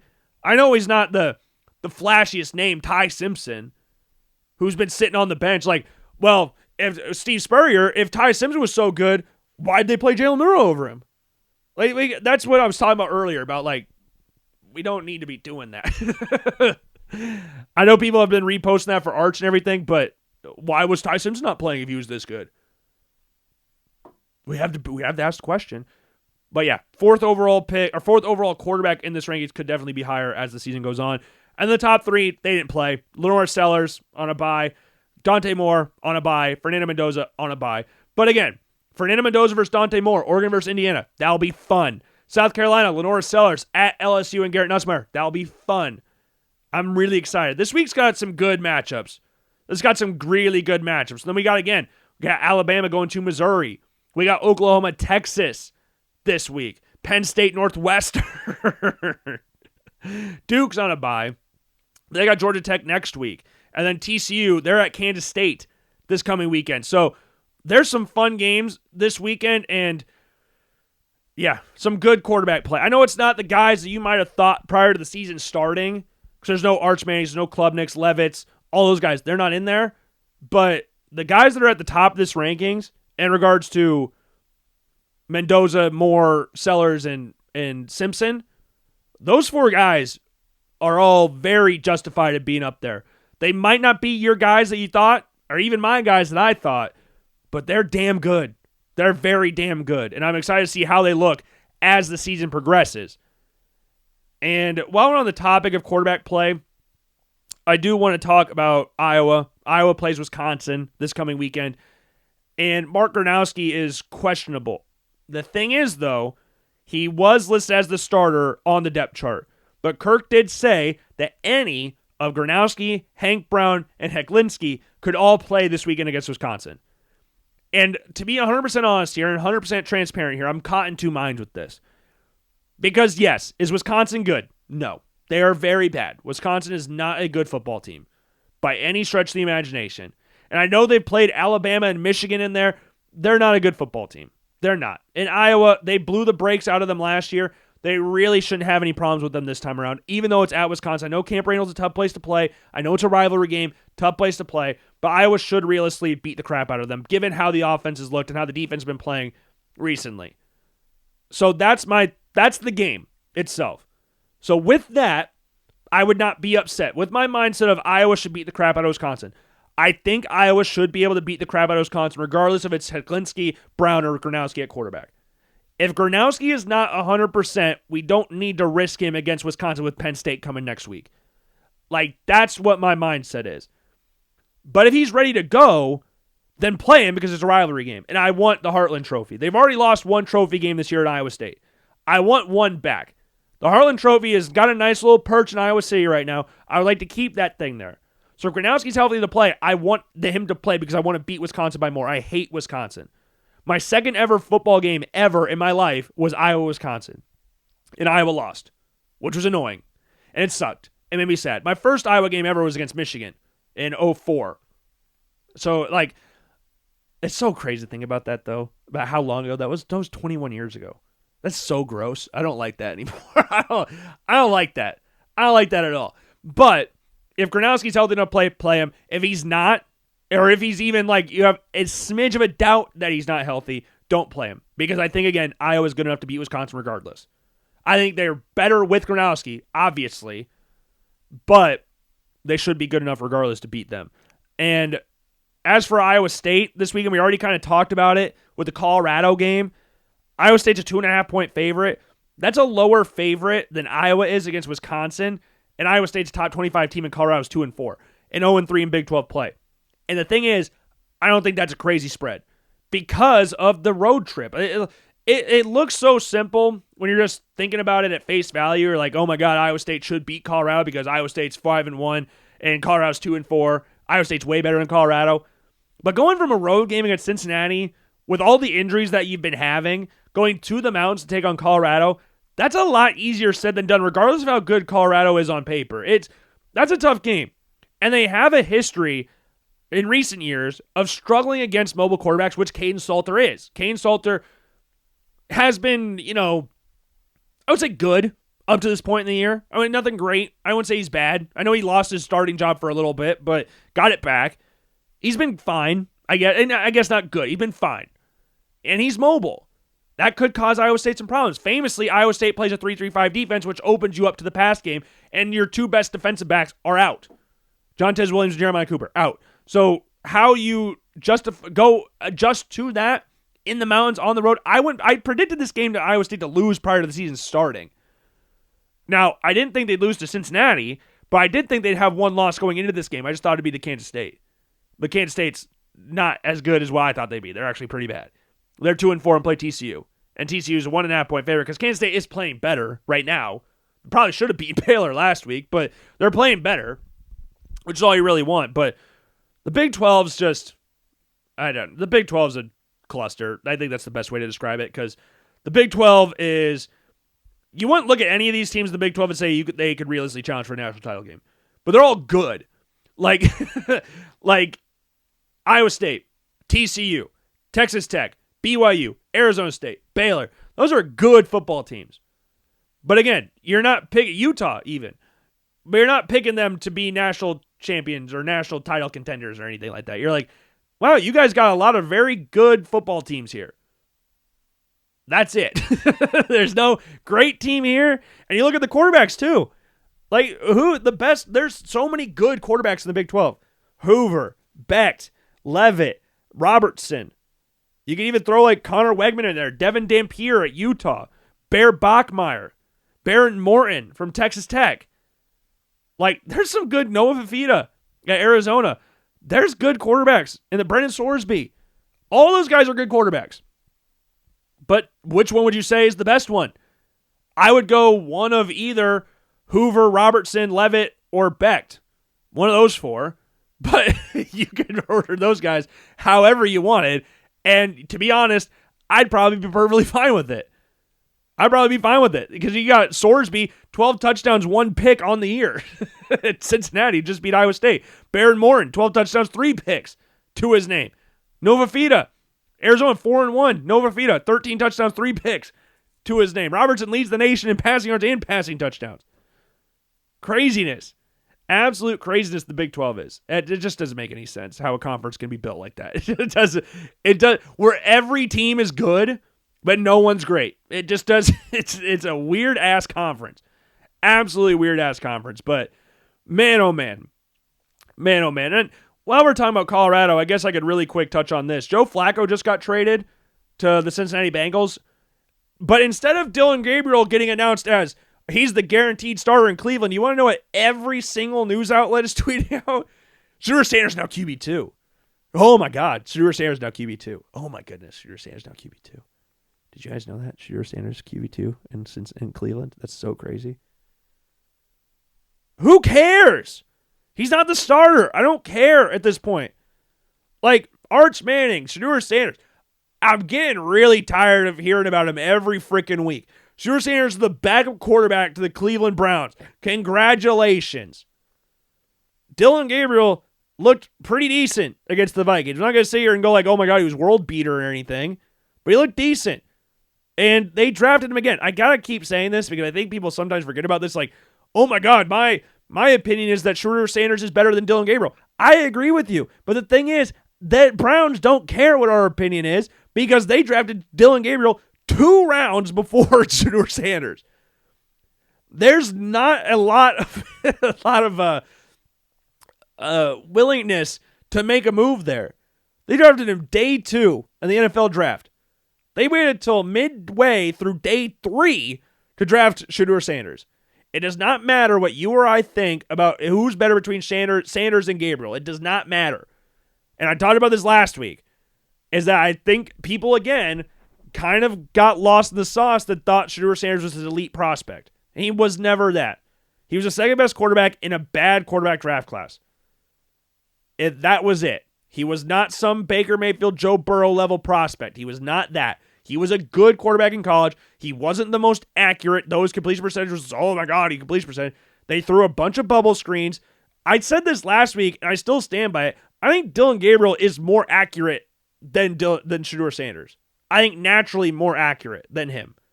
But Shedeur Sanders led the nation in completion percentage or something, so everybody looks at that and goes, oh, he's the most accurate. I say everybody. A lot of people on social media quote that as that means he's accurate.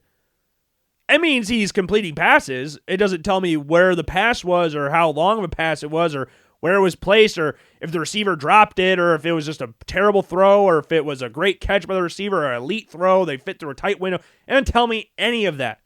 It doesn't tell me nothing. It just tells me ball was thrown, ball was caught. That's it. So I'm tired of hearing that. It's like, oh my God, look how accurate he is. I don't care. I do not care. But all I've seen today is when Joe Flacco got traded was that Shedeur Sanders now QB2. And this is exactly what I was talking about after the draft about teams that are bad do not need any more distractions. Regardless of what you think of Shedeur Sanders being a good or bad person or whatever, you hate him or love him, he's a distraction because of all the fans that he has or haters that he has, whatever. He gets talked about a lot. It doesn't matter if it's a good or bad thing. He's going to get talked about. And he's going to keep getting talked about because that's who he is. That's what's happening at this point in time. But, man, I did not think I would be seeing ESPN. I shouldn't be surprised, though. But I didn't think I'd see ESPN tweet out Shedeur Sanders is now the QB2 of the Browns after trading Joe Flacco with an eye emoji. I didn't think I'd need to see that. Well, we all knew that. Just crazy. Just absolute craziness. But, okay, you got me to it. You got me around it. Let's talk about this Bills game. Okay? We're here now. We got to the NFL. Let's talk about this Bills game. That was not fun. I'm not going to lie. I'm not going to hold you. That was not fun. And for those of you who don't know, the Bills lost on Sunday Night Football this past weekend to the New England Patriots by a score of 23-20. Stephon Diggs in the game, 146 yards receiving, no touchdowns, but 146 yards receiving. I think I said this during the show prior to the game, that I thought they were going to force feed him a touchdown. I didn't force feed him a touchdown, but he killed the Bills. He killed them. And that was, I'm pretty sure that was blatantly obvious prior to the game starting, but he killed them. I knew he was going to have a game. His first game back in Buffalo. And I've seen a lot of people on Twitter go, like some Bills fans go like, oh, he forced his way out of Buffalo. He has no reason to be upset. It's like, well, I agree. He did force his way out of Buffalo, but you can get motivation from literally anything. Did you not watch the Last Dance documentary? Like, I don't really care where he got motivation from. I knew he was going to be motivated regardless of what we feel as fans, if it was warranted or not. He was going to go off, and he did. And Drake May was everything that I feared he would be. I had a fear that Drake May, because remember last year, I had him as QB1 in the draft class. I had him above Caleb Williams and Jane Daniels. I was a believer in Drake May. And when they drafted him, I kind of shit my pants because this was a guy that was big, was strong, had a great arm, and could move. The Bills up to that point, when they had been running through the AFC East, had no quarterbacks fit that description at all, barring a washed Cam Newton with a messed up shoulder. Like, the Bills had no problems with any of those guys prior to Drake May getting there. You look at the past 5 years in the AFC East. Who have the quarterbacks been? You look at Tua, and then when he's been hurt, it's been Skylar Thompson. Like, that was their backup quarterback. They had Skylar Thompson there. Look at the Jets. They had Zach Wilson, Mike White, Joe Flacco, Aaron Rodgers, and was there anybody else? Chris Streveler. And then you look at the Patriots. Mac Jones. Then you have the dude, Bailey Zappi. And who do they have? Jacoby Brissett. Like, those are the quarterbacks the Bills have been dealing with in the AFC East since over the past 5 years, since Tom Brady went down to Tampa. Those have been the quarterbacks. And again, Cam Newton, like we talked about before. When Drake May got there, I got scared because he was a guy that, if we're talking about comparisons to Josh Allen, he was that guy. That was Drake May. If you were looking for a guy that could be a quote-unquote Josh Allen replica, that was Drake May when he got drafted from North Carolina. He had all the physical tools there to be a great quarterback in the NFL. It was just a matter of time before he unleashed it. And last year with the Patriots, with Alex Van Pelt as the OC, Gerard Mayo as the head coach, the Patriots weren't good, but you could see flashes from Drake May to go like, okay, he's going to be good. This team's just not very good, but he's going to be good. And I remember sitting here last year at certain points in the season, just keep going like, yeah, I thought he was going to be QB1. Not even saying that like tucking my tail between my legs or anything, like I did with Drew Aller earlier. It was like, oh yeah, he was my QB1 prior to the draft, or prior to the season starting. No, it was like, this dude's going to be good. And this game, he was everything. Like, he didn't have a touchdown in the game. It went 22 for 30, 273. Again, 146 of those yards went to Stephon Diggs. But he was making so many plays. The Bills blitzed him so much in this game, and he just looked unfazed the entire time. Like, the play that he made at the end of the game where I can't remember who was bringing him down. I can't remember the defender for the Bills who was bringing him down, but his knee was about 2 inches off the ground. And he fired it at Stephon Diggs while getting tackled. Like, that game, for a lot of people on social media when the Bills ended up losing this game, was scorched earth, let's blow it up, we suck, and all that's great stuff. You know, the stuff you love to see after overreactionary loss. But for those of you who don't know, the Bills aren't very good on Week 5. They're not. The past 3 years, you're looking at games against the Patriots, Texans, and Jaguars. Past 3 years on Week 5, they've now lost all of them. I don't really worry about losing games because I had to keep reminding myself, going into this game, I was nervous going into this game. I was not sitting here going like, oh my God, the Bills are... Like, when I talk about the Dolphins, I always say the Bills are going to beat the piss out of the Dolphins. I say that every single time the Bills and Dolphins play. But this game, I was not sitting here going like they're going to beat the piss out of the Patriots. Because I watched them get better this season. They might have come out the gate slow, but they're not a team that's going to get pushed around anymore. That's not them. That's not the Patriots. And I had to keep reminding myself that nobody's going to... No, there's one team in NFL history that's ever gone undefeated. That was the 72 Dolphins. The 08 Patriots tried their hardest, and they lost the Super Bowl. They tried their hardest. So I'm not sitting here going like, oh my God, I thought the Bills would go undefeated. So I don't know why people were looking at this game. If you knew what the Patriots... This was, again, I think there's some thought of people out there that think this Patriots team is just bad because of what we've seen the past couple years. That just on paper, they're bad just because. And before the season started, I said they go 9-8. And earlier in the offseason, like right after the draft, I said they'd be better than the Dolphins. I was pretty confident in saying that. So you take a team that's better in the Patriots, who the Bills have lost to worse Patriots teams before, like in this 5-year stretch that I'm talking about. They've lost to worse Patriots teams. So with this Patriots team improving and knowing that no one can go undefeated, really, I don't know what the overreactionary stuff was of this game. Did the Bills play good? No, they didn't. Two fumbles and an interception from Josh Allen. You're not going to win many games. Back in the day, they used to always say, don't beat yourself against the Patriots, because the Patriots are already doing that, so don't beat yourself. And the Bills beat themselves. The stupid sweep play for Dawson Knox was, I don't know what kind of stupid-ass play call that was.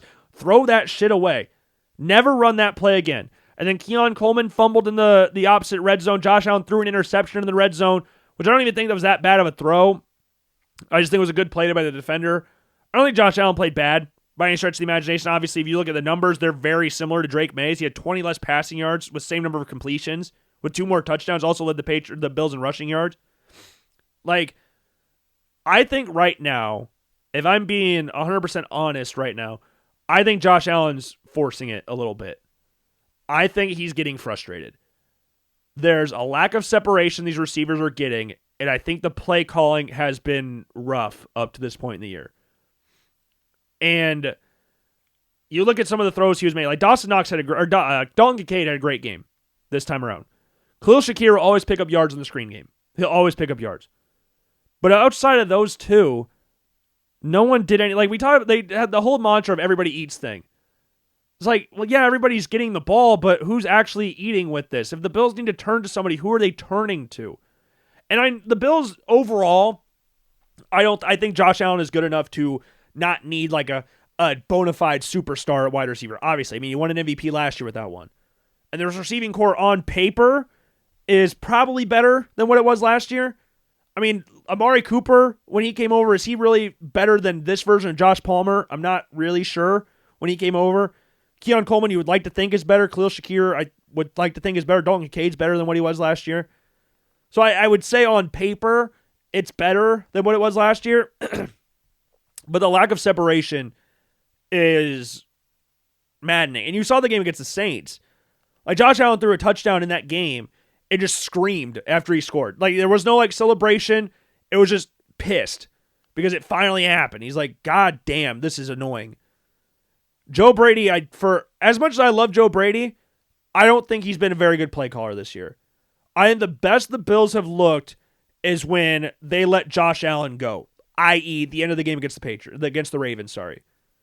That's the best I think the Bills have played all year, is when Josh Allen's just being Josh Allen.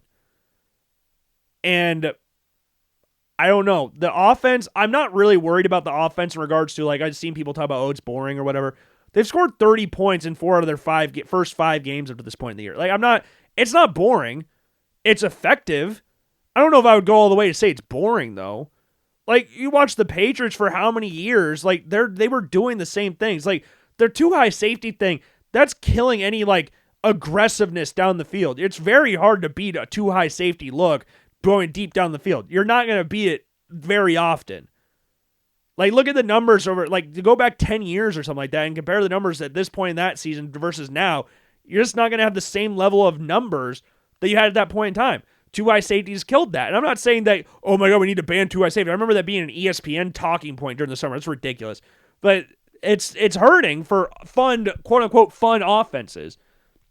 And the other thing that didn't help the Bills, James Cook couldn't get going. So that wasn't great. And they kept trying to play Ray Davis for some reason.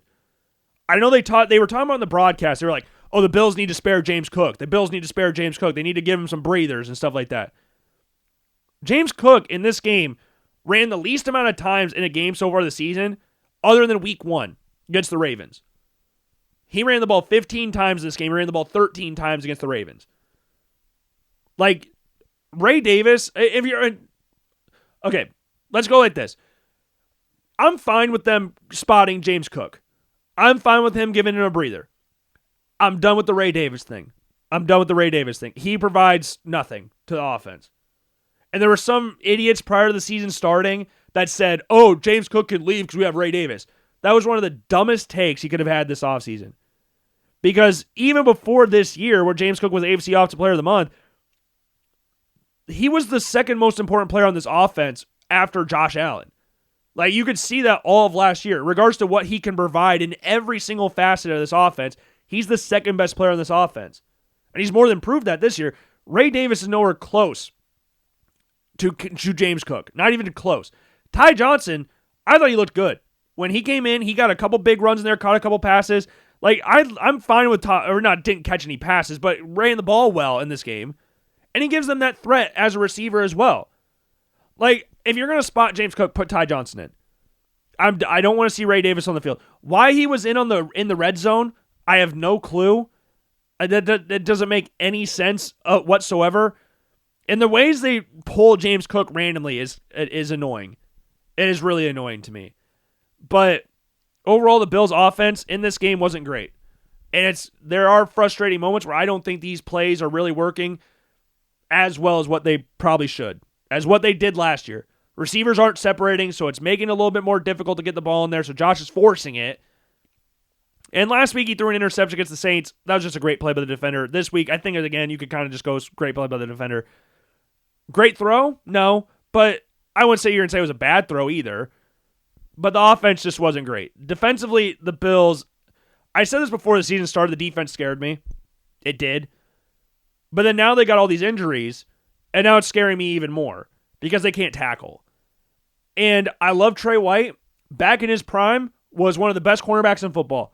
We are very far past his prime. And I've seen a lot of people on social media bitching and moaning about Brandon Beane and how he's built the defensive roster. It's like, people, he didn't go into the season thinking that Trey White was going to be the answer at corner 2, apart from next to Christian Benford. I don't think he was expecting that. Dorian Strong, who I think at this point in time is better than Trey White, has a nerve issue, so he can't be playing. I've seen something we'll talk about that could be a career-ending injury. He's a rookie. And then you have Maxwell Harrison, who drafted in the first round, hurting his knee in preseason and hasn't played a snap all year. So your two guys that realistically could be playing right now are both hurt. Trey White was not a guy they brought in and go like, oh, he's going to be the starter. He was a guy they brought in to be a bridge guy for Maxwell Harrison before taking over. I also don't think they expected Christian Benford to not be as good, and Taron Johnson also hasn't been as good this year in the nickel spot. Then you look at the defensive line. Put a lot of effort in rebuilding the defensive line. Don't think there was a lot of thought process of Ed Oliver getting hurt in practice. I don't think there's a lot of thought process of that happening. I don't think there was another thought process of Matt Milano getting hurt again. So Matt Milano, I'm getting kind of scared for his future with the Bills. Shaq Thompson, I think, has been playing well as a backup linebacker, and he could be the guy that starts next to Terrell Bernard. I would be perfectly fine with that at this point. And the safeties, wasn't happy with them prior to the season starting. But Cole Bishop was a second-year player, barely played last year, came into last season hurt, so it took time to get caught up, and he's been playing all right, I would say. But Taylor Rapp's scared to hit anybody right now. I don't know what happened there, but Taylor Rapp's scared to hit anybody. So with the mixture of tackling, injuries, Trey White being washed, it's just been very hard to watch the defense. And I was scared again for the defense prior to the season starting. The blitz packages, they might be the worst blitzing team in the NFL. I don't have the numbers in front of me statistically about how bad are the Bills blitzing. They stink at blitzing. Regardless of its well-timed blitzes or ill-advised blitzes or whatever. The blitz against the Ravens, the 15-yard safety blitz from Cole Bishop, that still sits hard in my mind. But the amount of times they blitzed Drake May last night, again, don't have the numbers for the exact times how many times they blitzed him, they couldn't bring him down at all. And they couldn't get to him. And he wasn't phased, but they kept doing it. And with the secondary being as rough as it is right now, he was able to buy time, and Kayshon Boutte, Stephon Diggs, and those guys were able to get open. Like that was what was so frustrating about that. So, like, there's things to get upset about in this game. Again, the defense couldn't tackle. They've got to figure out something at safety or corner, because I don't think if Hairston can't play, Strong can't play, there's going to be some problems there. I do like Deion Walker. TJ Sanders has been a lot better statistically than I've realized that he was, because I didn't think he was playing that great, but I guess statistically he's been creating a decent amount of pressure up the middle. Joey Bosa, I think, has been playing good. Rousseau hasn't been playing great up to this point. You're getting Hoyt and Ogunjobi back at some point as well. So there's things you can look at and go like, okay, the Bills can do X, Y, Z. They could bring someone in free agency or a trade or something. I don't know. But it's not a game to blow everything up on. It's not that. Was it a good game? No. They played like crap. They lost because of it. I wasn't too upset because they deserved to lose that game. The Patriots played better. Drake May played great. Stephon Diggs played great as well. Patriots forced 3 turnovers. If you lose the turnover battle 3-1, you're probably going to lose the game. And they did. Which sucks because it's the Patriots, and if they won the game, they would have had a 2-game lead on the division. Because Patriots have been 2-3. The Dolphins are 1-4. Jets are 0-5. You had a 2-game lead on the division. Chiefs lost again. So your top teams in the AFC you were competing with that were going to sit below you were the Jaguars, Steelers, and Colts. Like, I don't think a lot of people were really expecting that prior to the season starting, but I think we could have all thought the Steelers were going to be good to start off the season. It's the end of the year where they start to suck ass. So we just got to wait. But with the Chiefs and Ravens struggling at this point in time, if the Bills had a 5-0 start to the season with a 2-game lead on the division, that would have been so awesome. But again, they didn't play good, and they lost. And they deserve to lose. And I'm not going to point at where the penalties annoying as hell. Yeah, I hate watching Sean Hockley. I cannot stand Sean Hockley. I cannot. I need him to stop reffing Bills games. I cannot do it anymore. But they're still 4-1. They're still 4-1. Josh Allen's still the quarterback. Josh Allen right now is still the MVP favorite. So I'm fine. I'm not throwing anything out of the pram yet. I'm not setting the world ablaze. I'm not doing anything. Next few games, they got the Falcons on the road, Panthers on the road. They got a bye week in between those games, and they got the Chiefs back at home. And then the Dolphins, Bucks. Like, there's some tricky games in there. Like, the Chiefs is always a tricky game. The Buccaneers is going to be a tricky game. Baker Mayfield's playing awesome right now. There's some tricky games in there, but we're just going to have to wait and see. We're going to have to wait and see. And, yeah, I think that's really all I've got for you. I don't really have enough time to talk about, like, every other game that took place this past weekend, but I mean, Commanders beat the crap out of the Chargers. Amari and Hampton got put on IR, so that was interesting. Vikings beat the Browns over in London. You had the Colts beating the crap out of the Raiders. People are calling for Geno Smith's head, so that's awesome. Saints beat the Giants this week. Cowboys beat the crap out of the Jets. Jerry Jones flipped off fans. We had the Broncos beating the Eagles. And it was a fun one. Bengals trade for Joe Flacco. We already talked about that. Chris Jones showed awesome effort on that last touchdown from Trevor Lawrence. Just great stuff. Absolutely great stuff. We got the Eagles and Giants, but you guys will know what happens in that game because I think it's going to come out on Friday. We'll have to wait and see. We'll play it out. But, yeah, I hope you enjoyed the show. If you did not, I sincerely apologize. Try to be better next time. Don't think I have anything else really to touch on in this show, sorry. But, yeah, hope you enjoyed. If you didn't, sincerely apologize. Try to be better next time. And make sure to follow the Logan Blackman Show on every single form of social media. And subscribe to the podcast, Apple Podcasts, Spotify, YouTube. Make sure to check out the YouTube channel for the Week 6 quarterback rankings. Check out the blog post as well. And, yeah, check out Believe in Iowa as well. And I will see you guys later. Peace.